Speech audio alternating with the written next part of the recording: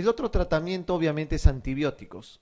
¿Para qué? Precisamente para eliminar la flora productora, en este caso la que metaboliza las proteínas. Se puede usar neomicina, metronidazol, etcétera. Actualmente lo que se está usando y con muy buen efecto es esto, doctores. Rifaximina. La rifaximina a esta dosis, 552 veces al día o 403 veces al día. Eso es muy, muy efectivo, tan efectivo como la lactulosa. Entonces, ese es el tratamiento de la encefalopatía hepática. Hay otras terapias, por si acaso les pregunten en el examen si sirven.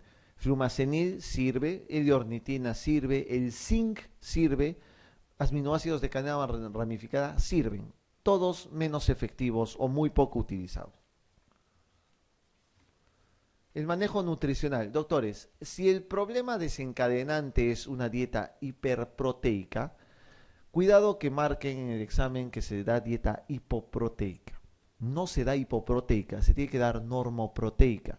¿Por qué? Porque el paciente cirrótico es un paciente emaciado y que tiene realmente disminución de masa muscular. Así que la cantidad de proteínas que le debes dar es normal. No le den dieta hipoproteica, se debe dar una dieta normoproteica, pero evitar el exceso también. ¿Cuál de los siguientes factores pueden desencadenar encefalopatía en un paciente cirrótico? ¿Cuál de los siguientes puede desencadenar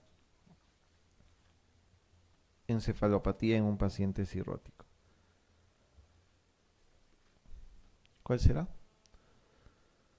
¿La dieta pobre en proteínas será? No, no es cierto. La acidosis respiratoria no es un desencadenante. El tratamiento con diuréticos, esto es un dato bien, bien importante, doctores. El tratamiento con diuréticos es una de las causas bien frecuentes de encefalopatía. A veces los pacientes que les das furosemida o espironolactona básicamente tienen problemas por la alteración electrolítica. ¿Qué es lo que hace el diurético de asa? La furosemida, ¿qué es lo que hace? Depleta el potasio. Por consiguiente, lo que causa una encefalopatía es la hipopotasemia, no la hiperpotasemia como dice acá. ¿De acuerdo? Entonces, el diurético de asa generalmente es el que puede desencadenar muchas veces una encefalopatía hepática. Pregunta 18. En nuestro medio, ¿cuál es la causa más frecuente de hipertensión portal prehepática? En nuestro medio, ¿cuál es la causa más frecuente de hipertensión portal prehepática? ¿Cuál será?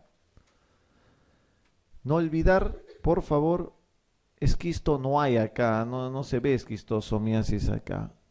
Es la trombosis portal. Doctores, es muy común tener pacientes que tengan trombosis portal en nuestro medio, ¿ya? Es muy importante. Entonces, esa es la causa más frecuente en nuestro país de cirrosis portal o hipertensión portal, en este caso prehepática.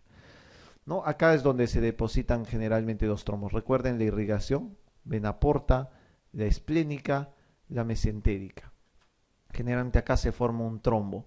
Y esos trombos pueden ser por cualquier causa. Incluso, por ejemplo, los niños que nacen que se les hace corte del cordón umbilical al momento de nacer con un método no aséptico en este caso, pueden ser a la larga trombosis portal, por ejemplo, ¿no? Y eso puede desencadenar eso. Alteraciones de la coagulación como alteración de la proteína C, la proteína S, te puede desencadenar trombosis portal. Pero esa es la causa más frecuente de hipertensión portal prehepática, ¿de acuerdo? Vamos a ver un poquito de patología de vía biliar. Esta es una pregunta fácil. La triada de Charcot-Tecolangitis consiste en... Sí recuerdan, ¿no? ¿Cuál es? Fiebre, dolor, ictericia. Bien chévere, porque hay dos que dicen fiebre, dolor, ictericia ahí, ¿no? ¿Cuál será? ¿Fiebre persistente o fiebre en picos? Esa es una pregunta un poco maleada, pero claro, se deben saber que el Charcot es fiebre, dolor, ictericia, pero la fiebre usualmente es una fiebre en picos, ¿ya? Es una fiebre en picos. Dolor en hipocondrio derecho e ictericia. Esa es una triada de Charcot. ¿Y qué es una pentada de Reynolds? Es el mismo Charcot, fiebre, dolor, ictericia más, trastorno de sensorio o encefalopatía y shock. Y shock, ¿no? Son los que encontramos. No olviden entonces que es una coledocolitiasis, ¿no? Digamos que la infección de esto, la presencia de cálculos acá en la vía biliar va a ocasionar muchas veces que se infecte. Cuando hay infección de la vía biliar se llama colangitis. Esto es coledocolitiasis, esto es colangitis cuando se inflama, y cuando hay piedras acá se llama colelitiasis o litiasis vesicular. La causa más frecuente obviamente de colangitis suele ser ¿qué? La coledocolitiasis. Es la causa más frecuente. Hay otras causas mucho menores, pero la causa más frecuente siempre son los cálculos de la vía biliar. No olviden que en colangitis hay fiebre, dolor, ictericia, y la pentada de Reynolds tiene esta triada de Charcot, más shock y más alteración de la conciencia. No olvidarlo, por favor. Pregunta 20. ¿Cuál sería su diagnóstico ante un paciente ictérico sin dolor abdominal que se le palpa una masa en el punto cístico y que tiene coluria y acolia? Que se palpa una masa en el punto cístico y que tiene coluria y acolia.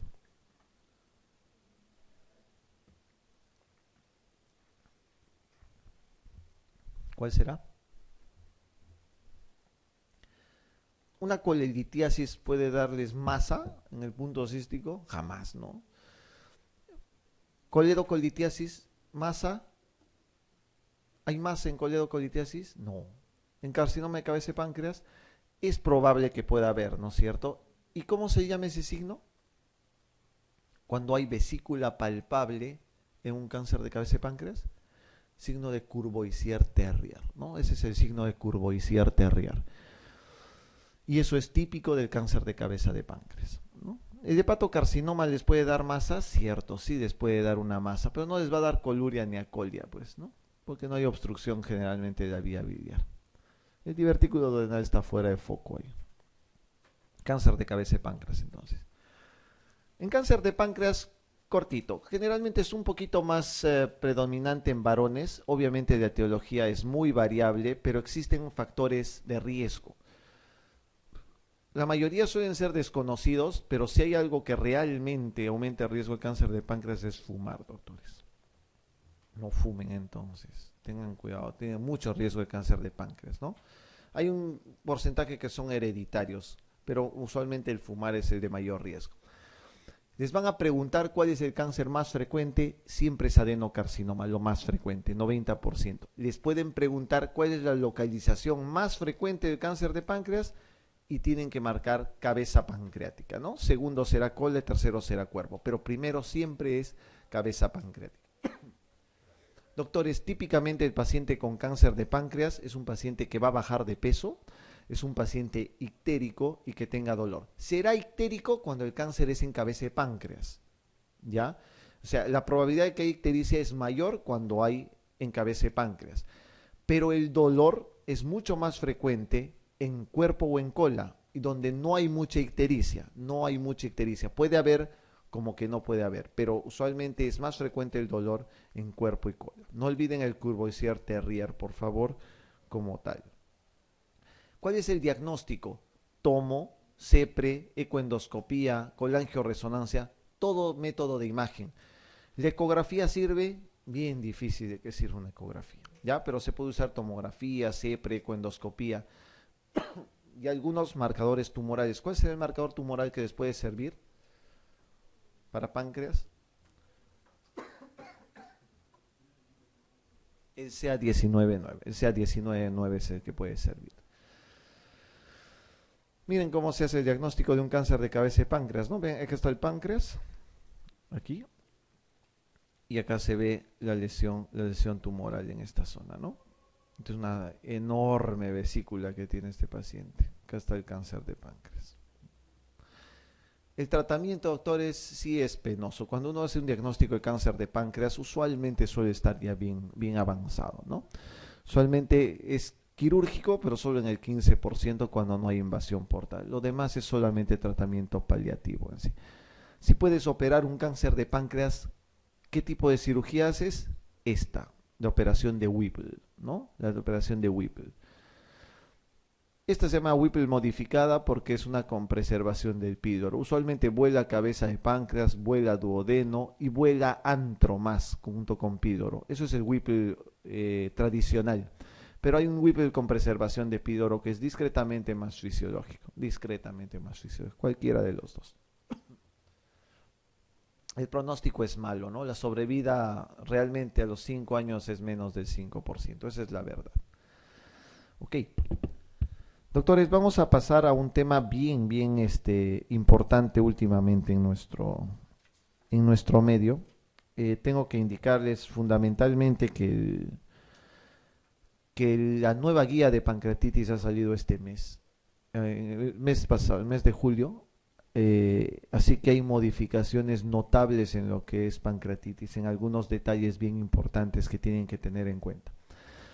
Les voy a enseñar algunos de los detalles, los más saltantes, pero tengo que enseñarles también lo que se veía antes, porque yo no sé si en el examen les preguntarán lo de antes o les preguntarán algo nuevo. Nunca se sabe quién es el que va a hacer las preguntas. Entonces, si el que hace las preguntas no tiene ni idea de que ha salido una nueva guía, van a preguntarles lo anterior, ¿no? Pero van a aprender a diferenciar entre ambas guías, entre la antigua y la nueva. Primero, en esto no hay mucha modificación, sigue siendo lo mismo. ¿Cuál es la causa más frecuente de pancreatitis en el Perú? ¿Cuál es? ¿Cuál, doctor? Siempre es cálculos, siempre es litiasis biliar, ¿ya? La segunda causa mundialmente suele ser el alcohol, ¿no? La segunda causa, pero lo primero siempre es litiasis biliar. Ya saben que la pancreatitis es un proceso inflamatorio del páncreas por muchas causas. Doctores, tienen entre litiasis y entre alcohol el 80% de las causas. Hay otras causas menores que deben de saber. Como por ejemplo, cuando haces una CEPRE, puede haber una pancreatitis post-CEPRE, ¿no es cierto? En casos de hiperlipidemia puede haber pancreatitis, sobre todo en el caso de hipertrigliceridemia, ¿no es cierto? Cuando los triglicéridos son más de ¿cuánto, doctora? ¿Más de cuánto deben ser los triglicéridos? Para pancreatitis, más de 1000 miligramos por decilitro. Ahí es el factor de riesgo más importante. A ver, para los pediatras, ¿cuál es la causa más frecuente de pancreatitis en niños? ¿Alguien recuerda? Traumatismo. Generalmente es traumatismo. Y segundo, farmacológico. ¿Ya? Usualmente eso. Porque los niños no tienen litiasis para empezar. Generalmente las litiasis aparecen en niñas de 12, 13, 14 años. Pero no es lo más frecuente. Entonces, los niños que tienen pancreatitis, o bien son por trauma, o bien son porque son pacientes que tienen consumo farmacológico, ¿no? ¿Cuántos fármacos producen pancreatitis?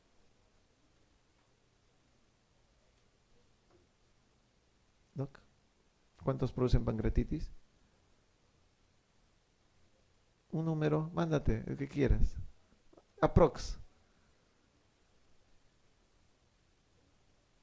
Más o menos. Mándate así, solamente para ver la idea nada más.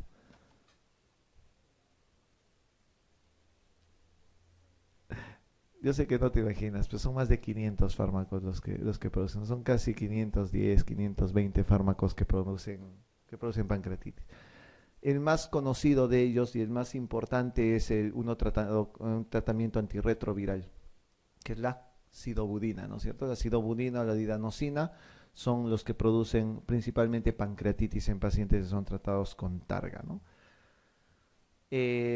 Otra cosa que es frecuente en nuestro medio es esta última. Bueno, acá lo ponen al último caso, pero el ascaris, por ejemplo, es una cosa muy, pero muy frecuente en nuestro medio, ¿no? Los parásitos, ¿no? Que entran a la vía biliar, obstruyen y luego se retiran, y eso es usualmente una causa frecuente. El otro parásito que produce pancreatitis es fasciola también. La fasciola hepática puede producir pancreatitis. Y cualquier virus, cualquier virus puede producir pancreatitis. Cito, Omega, Epstein-Barr, Coxsackie, etcétera, etcétera. Pueden producir un montón. Fisiopatológicamente es esto, doctores. Tienen cálculos, por ejemplo, acá. Migran por el cístico, llegan al colédoco y se enclavan acá, ¿no? En la ampolla de Vater, en el esfínter de Oddi. Entonces, si se obstruye acá la piedra, eso hace que las enzimas pancreáticas no puedan salir se acumulan acá y se produce autodigestión y eso es lo que produce la pancreatitis aguda por coledocolitiasis. No pasa lo mismo en el alcohol, que son por problemas metabólicos fundamentalmente, ¿no? Doctores, esta era la clasificación antigua. Antes se conocía pancreatitis leve y pancreatitis severa, ¿no? Actualmente se clasifica en tres: pancreatitis leve, moderadamente severa y severa. Esa es la nueva clasificación de pancreatitis actualmente. Leve, moderadamente severa y severa. Antes la pancreatitis leve se decía que era pancreatitis que no tenía complicaciones, ni locales ni sistémicas. La pancreatitis severa era la pancreatitis que tenía complicaciones locales o sistémicas. Ahora, les explico de acuerdo a la clasificación actual. La leve sigue siendo lo mismo, no hay complicaciones locales ni hay falla de órgano, a eso se llama. Leve es no complicaciones locales y no falla de órgano. ¿Ya? Ahorita les voy a explicar a qué se llama falla de órgano. La moderadamente severa, que es la segunda, es cuando existe falla de órgano transitorio, ¿ya? Cuando existe falla de órgano transitorio o puede haber alguna complicación local, o puede haber una complicación local. Y la pancreatitis severa, es la que, o grave en este caso, es la pancreatitis que tiene tanto una falla de órgano persistente como una complicación local como la necrosis.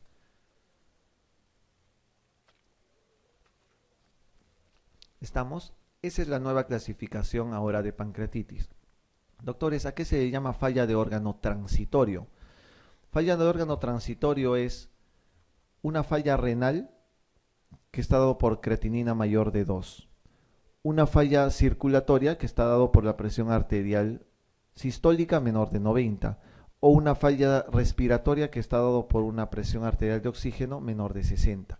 Si eso se mantiene menos de 48 horas, se llama falla de órgano transitorio. Si persiste más de 48 horas, se llama falla de órgano persistente. ¿De acuerdo? Entonces, a eso se define falla de órgano y esa es la nueva clasificación actualmente. Otra cosa que tienen que sacarse de la cabeza ya. Ya no existe la palabra absceso pancreático, ya no existe la palabra flemón pancreático. ¿De acuerdo? Ahora la complicación está dado principalmente por necrosis y de acuerdo al tiempo de evolución. Ahora vamos a ver eso en un ratito cuando les dicte eso. Antes había esto, ¿no? La necrosis es todavía persistente. El pseudoquiste y el absceso, esas eran las complicaciones locales. Actualmente existen 4 tipos de lesiones que se van a ver. Primero, tienen que ver si la evolución es entre las 0 y las 4 semanas. Si se presenta alguna complicación local entre las 0 y las 4 semanas, se llama 1. Colecciones líquidas peripancreáticas. ¿De acuerdo? Eso es lo primero, colección líquida peripancreática. Eso es en el caso de que no haya necrosis. Y si hay necrosis, se llama colección necrótica aguda. Ya se llama entonces colecciones líquidas peripancreáticas y colección necrótica aguda. Esos dos tipos de complicaciones son entre las 0 y las 4 semanas de evolución de la pancreatitis. Si se presenta más allá de las 4 semanas, si no hay necrosis, se llama pseudoquiste pancreático. ¿Qué es esto? Si no hay necrosis, se llama pseudoquiste pancreático. Y si hay necrosis, se llama necrosis pancreática encapsulada. Entonces, si no hay necrosis, pseudoquiste pancreático, y si hay necrosis, se llama necrosis pancreática encapsulada. Doctores, eso es lo nuevo en clasificación también. Y ya deben olvidarse de esta palabra absceso, ya deben olvidarse de la palabra flemón, que no existen como tales. ¿De acuerdo? Eso es un dato muy importante y eso ya está consensado desde incluso en propuestas desde hace 2 años y en consenso desde este año. Ya saben cuáles son las complicaciones sistémicas, en este caso lo que llamamos falla de órgano, ¿no? Circulatoria, renal y respiratoria. Esto que se utilizaba antes tampoco se utiliza ya ahora, o sea, la hemorragia más de 500 ya no es considerado como una complicación sistémica ya. Solo son estos tres, ya, para considerar falla de órgano transitorio, si es menos de 48 horas, o si es más de 48 se llama falla de órgano persistente. El diagnóstico sí no ha variado. ¿Cómo se hacen los criterios diagnósticos? Doctor, es importante. 3 criterios diagnósticos para pancreatitis. 1, dolor abdominal. Tiene que haber dolor abdominal, que puede ser en faja, en cinturón, epigástrico, etcétera. Esa característica del dolor que es en cinturón solamente es en 50% de los pacientes, pero debe haber dolor abdominal. Primero. Segundo, la amilasa o la lipasa debe ser más de 3 veces el valor normal. ¿Ok? Amilasa o lipasa más de 3 veces el valor normal. Ya van 2 criterios. El tercer criterio será el imagenológico, o sea, tomografía, ¿no es cierto? La tomografía, pero se debe sacar después de las 48 a 72 horas. No se saca una tomografía al inicio de la pancreatitis. ¿Por qué? Porque la necrosis o cualquier complicación aparecen después de las 72 horas y no al inicio, ¿ya? Por consiguiente, el diagnóstico de pancreatitis requiere 2 de 3 criterios. El dolor, la amilasa y la lipasa elevada es suficiente para el diagnóstico de pancreatitis. Y el diagnóstico tomográfico, la tomografía solo será importante en el caso de que haya duda diagnóstica, ¿ya? Si hay duda diagnóstica se puede hacer al inicio, si no, se hace entre las 48 y 72 horas. Ese es el método imagenológico, ya saben, después de las 72 horas. 2 de los 3 criterios para que no se olviden. Clínico y laboratorial, lo importante, es lo más importante de eso. Doctores, existen predictores de severidad. En predictores de severidad también tienen que ver ya algunos detalles que son muy importantes. No confundan, por favor, no confundan un criterio de severidad con un predictor de severidad. Los criterios de severidad son básicamente las complicaciones imagenológicas que les he mencionado, ¿no? O las fallas de órgano. Esos son criterios de severidad. Un predictor de severidad son aquellas herramientas que se utilizan para tú decir, ok, la señorita tiene pancreatitis, vamos a ver si esto puede evolucionar a severo o no. Eso es un predictor de severidad. Y los predictores de severidad son el Ranson, el Apache y el BISAP. Son los 3. Ahora, ustedes conocen Ranson y Apache históricamente. De repente algunos no han escuchado lo que es el BISAP. Ahora les voy a enseñar qué es el BISAP. Los criterios de Ranson, doctores, apréndanselos de memoria. Es pregunta de examen año tras año. ¿De acuerdo? Año tras año los criterios de Ranson son las preguntas de examen. ¿Cuándo será un predictor de severidad? Cuando hay más de 3 puntos en el score de Ranson, o sea, de estos 5, si hay más de 3 positivos, quiere decir que hay una predicción de severidad. Quiere decir que la probabilidad de que ese paciente haga pancreatitis severa es alta. Eso significa un predictor de severidad. ¿De acuerdo? Apréndanselo, por favor, de memoria. El score de Apache se considera un predictor de severidad cuando el corte es mayor o igual de 8. Doctores, no se aprendan de memoria el Apache, no pierdan tiempo. Apréndanse Ranson, pero no el Apache. Para el Apache, lo que existe fundamentalmente es incluso ya existen ahora, si no utilizas la plantilla en los smartphones hay para sacar Apache manualmente, ¿no? Ustedes pueden tener en cuenta que acá se utiliza sodio serio, quizás leer nada más esto, pero tener en cuenta los puntajes, no se pregunten los exámenes así. Más de 8 es considerado un predictor de severidad. El BISAP es el nuevo score que se utiliza, ¿de acuerdo? Es el nuevo predictor de severidad. En el BISAP se utiliza lo que es el BUN o nitrógeno ureico, más de 25. El deterioro del estado mental, que está dado por el Glasgow nada más. ¿Tiene Glasgow 15? Normal. Si tiene menos de 15, un punto. Tienen que definir lo que es SIRS o síndrome de respuesta inflamatoria sistémica. Tiene que haber 2 de estos 4 criterios para ser considerado un SIRS. La edad debe ser mayor de 60 años y de fusión pleural. Esto es mucho más fácil de sacar que cualquiera de los otros que hay. ¿Cuándo se considera el BISAP un predictor de severidad? Cuando tienes más de 3, mayor o igual de 3 puntos, de 3 de los 5 puntos que hay ahí. Eso es un nuevo predictor de severidad. ¿Quieren acordarse bien del BISAP? El BISAP es un acrónimo de esto. B viene de boom. La I viene de impaired del estado mental, o sea, deterioro del estado mental. Y la S de SIRS. La A de age, de edad. Y la P de pleural effusion o efusión pleural. Eso es el BISAP realmente para acordarse más fácil, ¿ya? Este es un trabajo que hicimos el año pasado acá en el Perú y lo publicamos en una revista chilena de gastroenterología. En este vimos la comparación del BISAP con los otros scores de predicción de severidad como el Ransom y el Apache. Y ven acá, miren, que el Ransom, el Apache y el BISAP tienen equivalencia para ser predictores de severidad. Son buenos como predictores de severidad. No son lo ideal, pero son muy buenos como predictores de severidad. Entonces, incluso el BISAP llega a ser un poquitito mejor que los otros dos en esta curva ROC. Solo para mencionarles que los tres son equivalentes como predictores de severidad. Hay otros predictores de severidad como el hematocrito más de 44 y esto, doctores, es bien importante, el índice de masa corporal. Paciente gordo, paciente obeso, por más que tenga un Ransom, un Apache o un BISAP bajo, la probabilidad de que haga una pancreatitis severa es alta. ¿Ya? El paciente obeso tiene más riesgo de hacer pancreatitis severa que cualquier otro paciente en sí. La proteína C reactiva es otro predictor de severidad. La proteína C reactiva también es útil solo después de las 72 horas de enfermedad. ¿Por qué? Porque el PCR se relaciona con el grado de necrosis. ¿De acuerdo? El corte es este, 150 miligramos por litro. Si quieren convertirlo a miligramos por decilitro, es 15 miligramos por decilitro. ¿De acuerdo? Eso es el PCR. Ahí está, el PCR se relaciona muy bien con lo que es la parte necrótica. Mientras más necrosis hay, la PCR es más alta.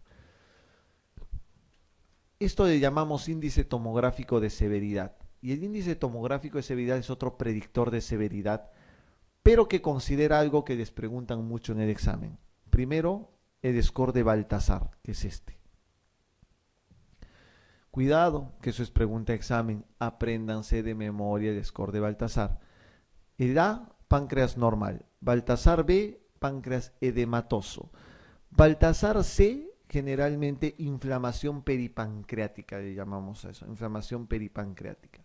Baltasar D, una colección líquida. Baltasar E, más de 2 colecciones líquidas. Así lo pueden recordar mejor. Pero el Baltasar, doctores, no considera necrosis. ¿Ya? En ningún momento en el Baltasar hay necrosis. Si a este Baltasar le agregas un grado de necrosis, se llama índice tomográfico de severidad. ¿De acuerdo?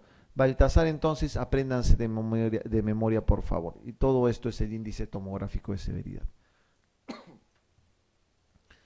El tratamiento, doctores, es bien importante en la pancreatitis. A pesar de que han pasado 100 años de estudio de pancreatitis, nada está consensado todavía en tratamiento en sí. Lo único que es claro es, uno, que los soportes deben ser fundamentalmente un soporte circulatorio, ¿no? O sea, el paciente debe tener una hidratación adecuada y el paciente debe estar en NPO.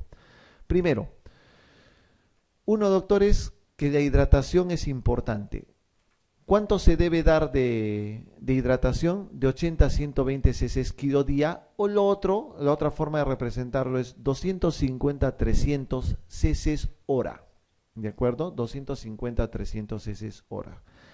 Por favor, hablar de darle 300 centímetros cúbicos por hora a un paciente implica que en un día, ¿cuánto le deberían dar de agua o de líquidos?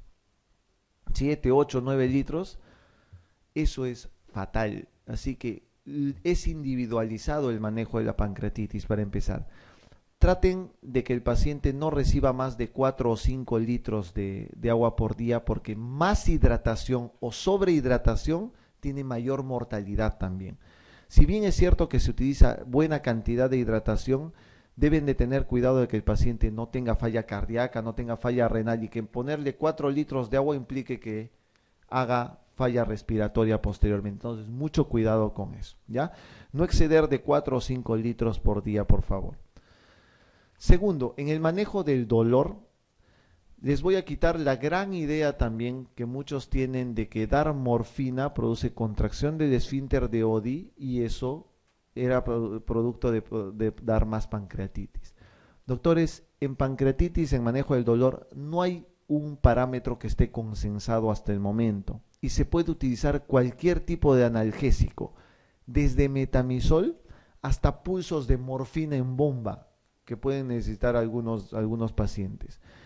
O sea, pueden utilizar todo el parámetro en sí. Acá en el Perú, que usamos muy frecuentemente, petidina, ¿no es cierto?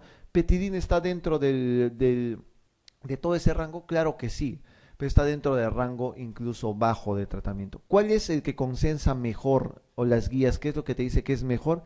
El fentanilo, ¿ya? El fentanilo en parches transdérmicos generalmente. Eso es lo que se utiliza mucho más y tiene mucho mejor resultado.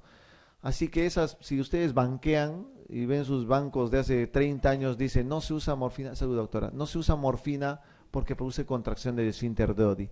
Es cierto, puede producir, pero no está realmente demostrado que eso aumente la pancreatitis. La morfina es ¿qué? Un opioide, ¿no es cierto? ¿Qué es la petidina? Es también un opioide, así que no tiene sentido quitar solamente morfina y poner solo petidina. Ambos producirían el mismo efecto. Así que eso también se lo quitan de la cabeza. En soporte nutricional, doctores, nunca olvidar que los pacientes que tienen pancreatitis leve, siempre debes iniciarle la vía oral del tercer al quinto día. Siempre iniciarles la vía oral del tercer al quinto día. Cuando decide una persona darle realmente la vía oral nuevamente al paciente, cuando este paciente no tenga dolor abdominal y cuando el paciente ya tenga ruidos hidroaéreos. Si el paciente tiene ruidos hidroaéreos y no tiene dolor, ese paciente puede iniciar la vía oral sin ningún problema. ¿Cuántos días como máximo debo tener a un paciente sin comer? ¿Cuántos, doctora? ¿Alguien sabe? Puedes mantenerlo hasta 7 días sin comer, pero es importante de que sepan, más de 7 días, si el paciente sigue con dolor, sigue con ruidos hidroaéreos alterados, tienes que darle nutrición enteral, por sonda nasogástrica o por sonda nasoyeyunal. ¿De acuerdo? No debes esperar más de 7 días. El motivo es este, que el paciente que le dejas sin comer más de 7 días hace atrofia de vellosidades. Si hay atrofia de vellosidades, las bacterias se ponen por acá, filtran por el enterocito, llegan hasta el páncreas, se infecta el páncreas, se infecta la necrosis y se muere su paciente. Aumenta la mortalidad entonces. No dejen más de 7 días sin comer a un paciente con pancreatitis. Otra cosa que deben de sacarse de la cabeza ya. Es lo mismo dar alimentación por sonda nasogástrica o por sonda nasoyeyunal. Es absolutamente igual. ¿De acuerdo? No hay diferencias entre dar alimentación por sonda nasogástrica o por sonda nasoyeyunal. Nosotros históricamente utilizamos sonda nasoyeyunal precisamente para bypassear el páncreas, ¿no es cierto?